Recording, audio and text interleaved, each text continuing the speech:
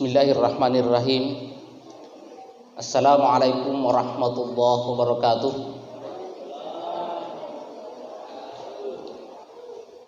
Subhanallah walhamdulillah, wala ilaha illallah wallahu akbar, wala hawla wala quwata illa billahil aliyul azim. Assalatu wassalamu ala rasulinal karim Sayyidina wa maulana Muhammadin wa ala alihi wa sahbihi ajma'in, amma ba'd. Yang saya hormati, saya muliakan para orang tua saya, tokoh agama, tokoh pendidikan, pengurus masjid, dan hadirin hadirat yang insyaallah dimuliakan oleh Allah. Tadi pertama saya masuk ke masjid ini, saya langsung teringat beberapa tahun yang lalu, belum terlalu lama Pak Ibu. Waktu itu saya ingat saya ceramah di sini, tepatnya pertama kali masjid ini dipergunakan. Kalau tidak salah waktu itu Maulid. Yang kedua, saya mengisi Nuzulul Quran yang dirangkaikan dengan MTQ, walaupun di luar, tidak di dalam masjid, di panggung waktu itu. Dan alhamdulillah, sebelumnya beberapa kali saya dihubungi oleh Pak Imam, tapi karena satu dan lain hal saya tidak berkesempatan untuk hadir. Alhamdulillah malam ini saya bisa hadir. Ya, 1-2 hari ini beberapa masjid juga menghubungi, tapi karena Pak Imam memang sejak 1 minggu yang lalu sudah ke rumah dan saya terikat sehingga tidak bisa lepas ikatannya. Lalu yang terlintas dari pikiran saya tadi ketika saya masuk di masjid ini, saya langsung ingat ucapan Umar bin Khattab. Apa kata Umar bin Khattab? Kalau kamu mau tahu gambaran bagaimana kondisi masyarakat di suatu kampung, maka lihatlah rumah ibadahnya. Kenapa saya berpikir seperti itu? Karena baru beberapa waktu yang lalu saya ceramah, lantainya juga masih belum seperti ini. Tidak usah lagi kita bicara yang di atas, tetapi hanya dalam waktu yang singkat, luar biasa perkembangan yang ada di masjid kita. Maka inilah kata Umar bin Khattab, ciri-ciri masyarakat yang sejahtera lahir dan batin, ketika bangunan rumah di sekitar masjidnya maju dan bangunan masjidnya juga maju. Karena memang Pak, banyak masjid dikelilingi oleh rumah-rumah bertingkat, tetapi masjidnya tidak pernah berubah. Bahkan terkadang harus pasang kota amal di pinggir jalan seolah-olah mengatakan bahwa kami tidak mampu membangun masjid kami. Apa artinya ini? Bahwa di lingkungan kita di sini ada kesadaran yang luar biasa. Ada kebersamaan yang luar biasa. Disebutkan dalam sebuah riwayat bahwa di akhirat kelak, ketika selesai kita menjalani, ketika selesai Allah menghisap, pada saat Allah menghisap manusia, artinya ditimbang amal kebaikan kita, binatang-binatang selain manusia, malaikat dan jin, selesai dihisap perbuatannya di dunia ini, mereka dilebur oleh Allah menjadi tanah, debu-debu, kemudian dimasukkan ke dalam surga. Akan tetapi manusia pada saat itu akan tercengang. Kenapa manusia tercengang? Manusia akan menyaksikan ada 10 jenis binatang, ada 10 ekor binatang yang akan dimasukkan oleh Allah ke dalam surga. Mereka tidak dilebur oleh Allah seperti binatang-binatang yang lain, tetapi mereka langsung dimasukkan ke dalam surga seperti kondisinya sedia kala ketika hidup di dunia. Salah satu di antaranya ada burung hut-hutnya Nabi Sulaiman, ada semutnya Nabi Sulaiman, ada khimarnya Nabi Uzair, ada untanya Nabi Saleh, ada sapinya Nabi Musa. Bahkan termasuk di dalamnya unta yang dikendarai oleh Rasulullah ketika melakukan hijrah dari Mekah ke Madinah. Semua itu akan langsung dimasukkan oleh Allah ke dalam surga. Lalu pertanyaannya, kenapa binatang-binatang ini tadi tidak dilebur oleh Allah seperti binatang-binatang yang lain menjadi tanah kemudian dimasukkan ke dalam surga? Jawabannya adalah karena mereka turut serta mengambil bagian dalam rangka syiar agama Allah di muka bumi ini. Lalu sekarang mungkin kita bisa mengatakan wajar. Kenapa untanya Nabi Uzair masuk surga? Karena dia ikut menyertai Nabi dan Rasul Allah. Wajar. Kalau untanya Nabi Muhammad juga masuk surga, karena memang dia dikendarai oleh manusia yang paling mulia di muka bumi ini. Tetapi bagaimana dengan seekor anjing yang sering kita dengar namanya kitmir? Seekor anjing ini yang diikuti bukan Nabi, bukan Rasul. Yang diikuti hanya 7 orang pemuda yang merupakan manusia biasa seperti kita ini. Hanya karena pemuda ini teguh mempertahankan keimanannya, lalu rela meninggalkan kampung halamannya demi menghindari kekejaman Raja Kianus pada saat itu. Ternyata ada satu ekor anjing yang setia mengikuti tuannya tadi ini, yang bahkan kakinya sampai pincang karena dilempari batu ketika mereka diusir. Seekor anjing ini pincang kakinya. Ternyata di akhirat kelak, ketika di padang mahsyar manusia ada yang berenang dengan air keringatnya, tiba-tiba seekor anjing yang pincang kakinya lewat langsung masuk surga. Manusia akan terheran-heran. Ternyata seekor anjing pun, kalau dia turut serta dalam syiar agama Allah Subhanahu wa taala, dibalas dengan surga oleh Allah Subhanahu wa taala. Lalu bagaimana dengan kita ini yang turut serta dalam pembangunan masjid ini? Lalu di tempat inilah kita merasa nyaman beribadah. Di tempat ini kita gunakan bermajelis. Di tempat ini kita didik anak-anak kita belajar agama Allah, membaca Al-Quran. Maka yakin dan percaya Bapak Ibu sekalian, yang ada campur tangannya apakah melalui pemikirannya, apakah melalui harta bendanya, apakah melalui tenaganya, yakin dan percaya tidak ada balasan kecuali surga Allah Subhanahu wa taala. Bapak Ibu yang saya muliakan, malam ini kita berkumpul di sini malam 10 Muharram.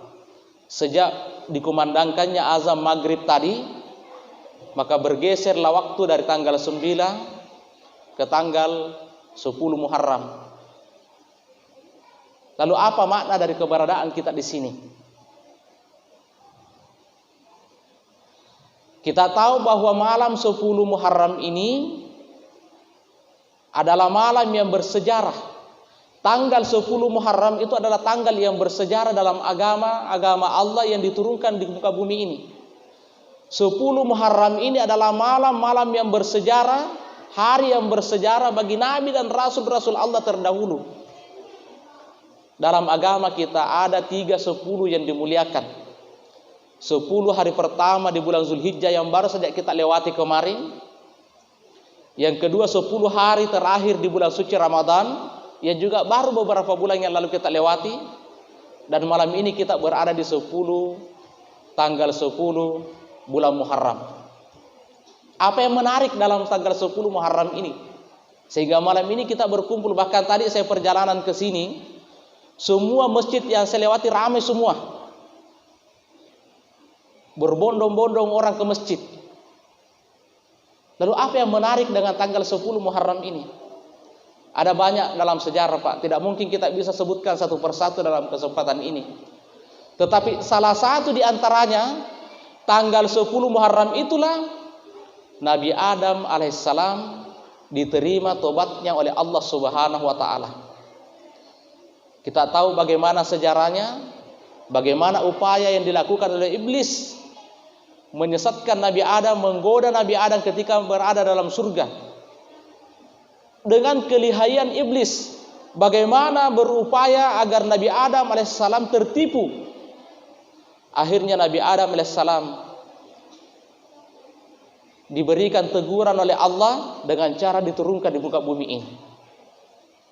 Yang menarik Bapak Ibu sekalian, kaitannya dengan peristiwa diterimanya taubatnya Nabi Adam alaihissalam, peristiwa Nabi Adam alaihissalam melanggar larangan Allah ketika dia berada dalam surga. Ketika Nabi Muhammad sallallahu alaihi wasallam turun perintah dari Allah untuk berhijrah, orang-orang kafir Quraisy pada saat itu berkumpul untuk melakukan pertemuan apa yang harus mereka lakukan mencegah agar Rasulullah tidak pindah ke Madinah. Karena dia sudah tahu bahwa ketika Rasulullah pindah ke Madinah, maka dia pastikan Rasulullah pasti akan berkembang bersama sahabat-sahabatnya di sana. Apalagi saat itu sudah banyak sahabat yang sudah hijrah. Umar bin Khattab sudah ada di Madinah menunggu kedatangan Rasulullah. Yang menarik ketika rencana Rasulullah akan melaksanakan perjalanan bersama orang-orang sahabat-sahabatnya saat itu, orang-orang kafir melakukan pertemuan rahasia. Ketika orang-orang kafir Quraisy berkumpul akan melakukan pertemuan rahasia, tiba-tiba kedatangan seorang tamu yang mereka tidak tahu siapa ini orang. Yang umurnya sudah tua, tetapi penampilannya begitu meyakinkan. Bahasanya begitu menghipnotis orang-orang yang mendengar bahasanya. Hebat sekali orang ini. Lalu Abu Lahab bertanya, sesungguhnya Tuhan ini siapa sesungguhnya? Lalu orang tua ini mengatakan, saya adalah warga dari kampung sebelah. Terus untuk apa Anda datang ke sini? Saya tahu malam ini kalian di sini tokoh-tokoh Quraisy akan berkumpul melakukan sebuah rencana yang sangat besar. Lalu Abu Lahab mengatakan, Anda tidak boleh masuk karena Anda bukan bagian dari kami. Lalu orang itu mengatakan, biarkan saya masuk dengan dalih yang begitu meyakinkan bahwa begitu kau berikan saya kesempatan untuk bergabung, yakin dan percaya saya akan memberikan ide-ide cemerlang yang pasti kalian akan senang dengan ide itu. Lalu berkumpullah orang-orang kafir Quraisy di situ. Ada yang mengatakan satu-satunya jalan menghentikan langkah Muhammad berhijrah ke Madinah, kita tangkap dia dan kita penjarakan. Ada yang mengatakan Muhammad punya banyak pengikut. Kalau kita akan penjarakan pasti akan terjadi perang saudara. Kalau begitu, apa yang harus kita lakukan? Ada yang mengatakan, kalau begitu, tangkap Muhammad, kemudian kita asingkan. Kita bawa ke tempat yang asing. Ada yang mengatakan, tidak mungkin. Kalau itu kau lakukan, Muhammad itu adalah orang yang pandai bicara. Dia pandai menyihir dengan syair-syairnya. Pasti akan mempengaruhi orang untuk ikut ke dia. Lalu muncullah tadi orang tua misterius ini, apa dia katakan? Kalau mau aman, bunuh Muhammad. Maka sepakatlah malam ini akan dibunuh Muhammad. Lalu pertanyaannya, siapa tadi ini orang tua? Ternyata orang tua itu adalah iblis yang dulu yang menyesatkan Nabi Adam alaihissalam menurut riwayat ketika berada di dalam surga. Apa maknanya ini? Bahwa memang tidak gampang ketika kita ingin berhijrah dari kebiasaan yang tidak baik ke kebiasaan yang baik.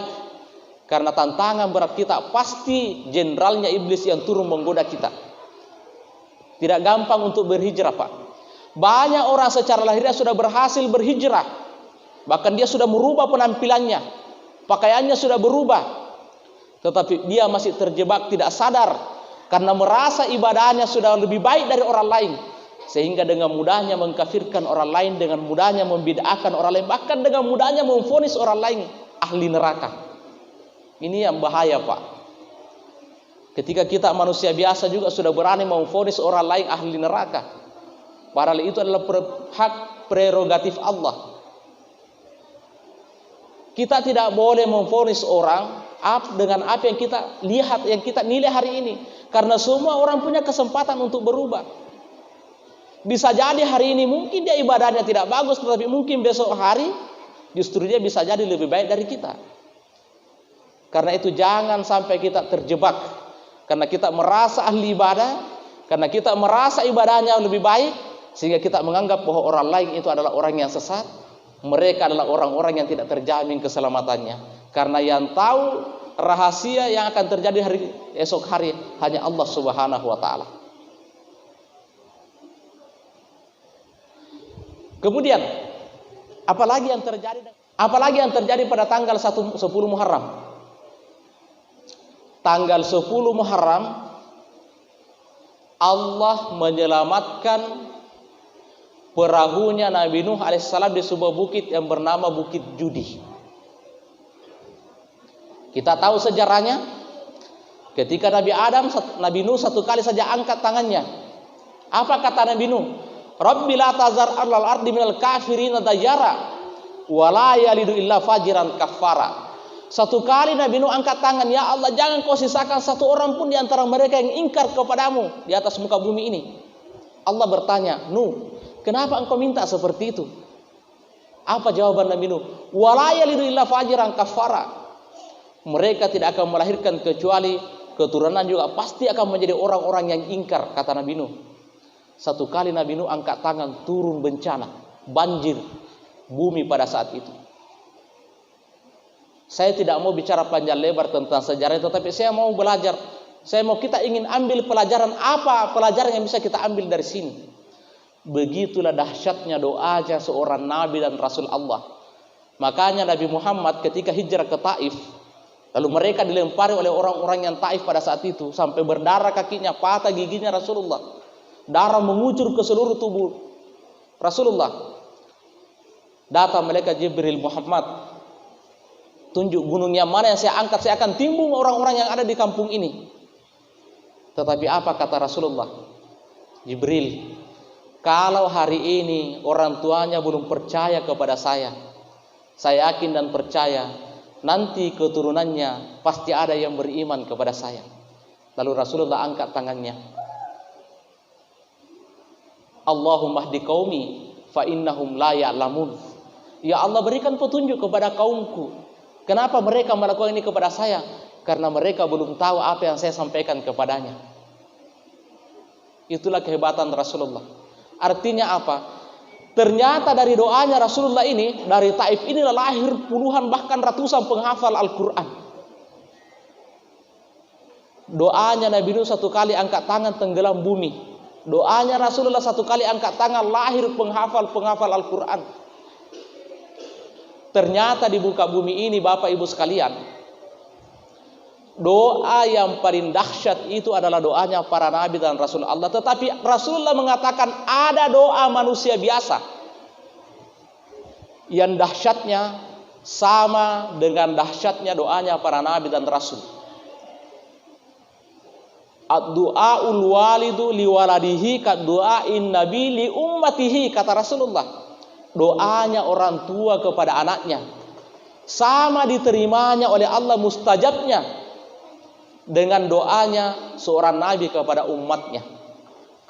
Bahkan ulama kita mengatakan, ketika orang tua mendoakan anaknya walaupun orang tua itu adalah ahli maksiat, walaupun orang tua itu adalah orang yang ahli maksiat, ketika yang didoakan anak-anaknya, Allah pasti akan mengabulkan doa itu kepada anaknya. Demikian pula sebaliknya. Ketika seorang anak mendoakan orang tuanya, walaupun mungkin anak itu adalah ahli maksiat, Allah juga akan mengabulkan doanya. Begitu kuatnya doanya orang tua. Pelajarannya, jangan pernah kita ini mendoakan anak kita pada saat kita emosi kepada hal-hal yang tidak baik. Karena doanya orang tua itu adalah mustajab.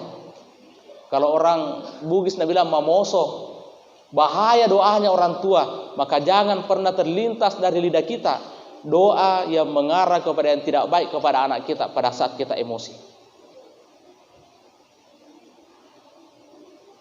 Bapak Ibu yang saya muliakan, ketika kita bicara tentang Muharram, biasa kita bicara tentang hijrah. Kenapa kalender Islam diambil hal penting yang harus kami lakukan demi untuk syiar agama Allah di muka bumi ini? Saya kira ini yang saya sampaikan. Mudah-mudahan ada manfaat yang bisa kita peroleh walaupun singkat. Minallahil musta'an litiklan. Assalamualaikum warahmatullahi wabarakatuh. Alhamdulillahirrahmanirrahim. Terima kasih Pak Ustaz. Dan ini saya baru dapat informasi bahwa ternyata ini di video kan di YouTube. Insyaallah pada teman-teman.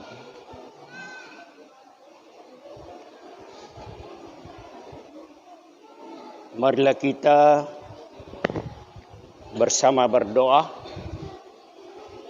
doa Asyura.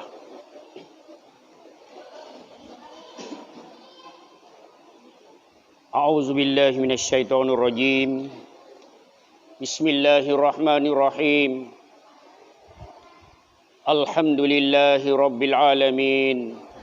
Hamdan na'imin, hamdan syakirin, hamdan yu'afi ni'amahu wa yukafi mazidah.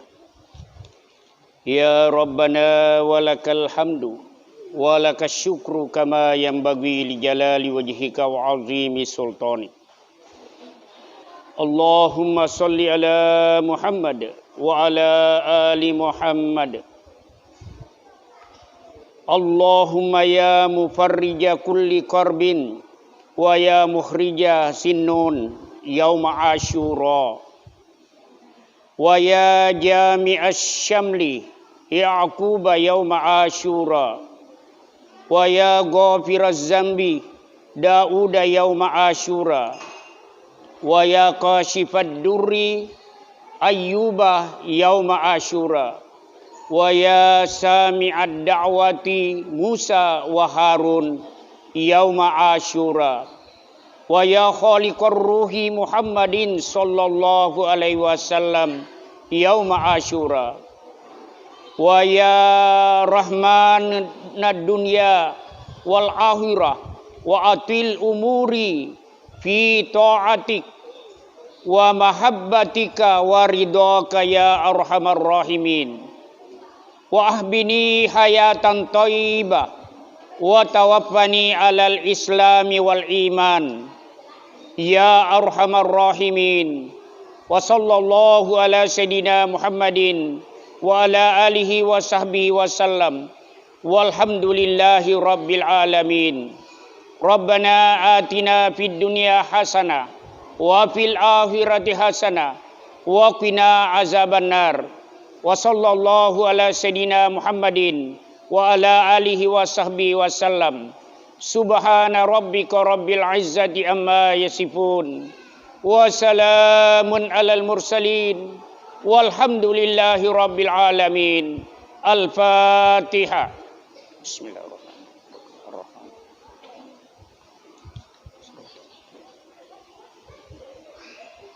Dawahum fiha subhanakallahumma wa tahiyyatuhum fiha salam wa akhiru da'wana walhamdulillahi rabbil alamin.